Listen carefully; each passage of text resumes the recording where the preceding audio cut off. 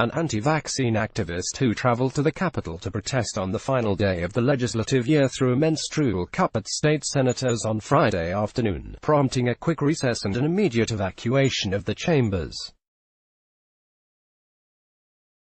The protesters were watching from the upstairs balcony in the Senate at about 5:15 p.m., when a woman hurled what the California Highway Patrol called a feminine hygiene device containing what appeared to be blood at several lawmakers. "That's for the dead babies," she yelled. Rebecca D'Alelio, 43, was charged with felony vandalism, misdemeanor battery, and multiple other misdemeanor counts related to disrupting official state business. Her bail is set at $10,000, according to Sacramento County Sheriff's Department records. Public records indicate she is from Boulder Creek. D'Alelio's Facebook contains several anti-vaccine posts and screenshots provided to the B.A.C. show she's long fought against state Sen. Richard Pan's efforts to crack down on vaccinations. A few minutes ago, the anti-vaxxer stalkers, who've engaged in a harassment campaign all week, dropped a red substance onto the Senate floor from the elevated public gallery, dousing several of my colleagues, state Sen. Scott Wiener, D. San Francisco, wrote on Twitter, "These anti-vaxxers are engaging in criminal behavior.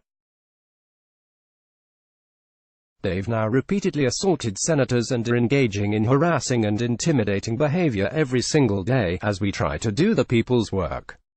They're a cancer on the body politic and are attacking democracy." Senator Steve Glazer, D. Orinda, said he and 5 other senators were hit by the liquid.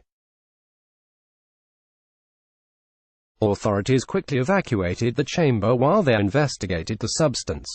The Senate reconvened 3 hours later in a large committee room, the first time they had been displaced since a trucker crashed his big rig into the south steps of the state capitol in January 2001. The anti-vaccine protesters had spent the day packing the Capitol's halls in protest of 2 vaccine bills that were signed into law earlier this week. "We strongly denounce this. It goes far beyond crossing a line," said Jonathan Lockwood, executive director of Conscience Coalition, the group that organized the rally. Senate Bill 276 and SB 714 will increase oversight of the vaccine medical exemption system in California by requiring doctors to submit a standard form to be submitted to the State Department of Public Health. If they issue more than 5 exemptions in a year, public health officials will have the authority to review the passes. Schools that fall below a 95% vaccination rate will also trigger a red flag. Opponents of the bill spent much of the year organizing protests at the Capitol, arguing that vaccines are not universally safe and that the law would infringe on the patient-doctor relationship. Proponents of the bill, however, said it would ensure kids who are too sick or young to get the shots are safe at school and in their community because the peers would be up to date on their shots against preventable diseases. The Senate worked past midnight to finish its business for the year. California's legislative process, as well as our doors, should remain open to all who wish to observe or speak out on a variety of issues, but we cannot allow anyone to endanger others, said Senate President Pro Tem Tony Atkins, D. San Diego. The behavior that occurred in the Senate chamber is unacceptable and has been dealt with by Capitol law enforcement. We will continue to do the people's important business. D'Alelio is scheduled to appear in court Tuesday afternoon. Senators Galgiani, Hurtado, Skinner, Mitchell, Rubio and me were all hit by red liquid thrown from the Senate gallery.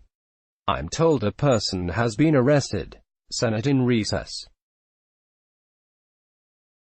pic.twitter.com/SN5LGH9BBP Steve Glazer at Steve Glazer, September 14, 2019. The B Capitol Bureau's Sophia Bollag contributed to this report. Let's block ads. Why?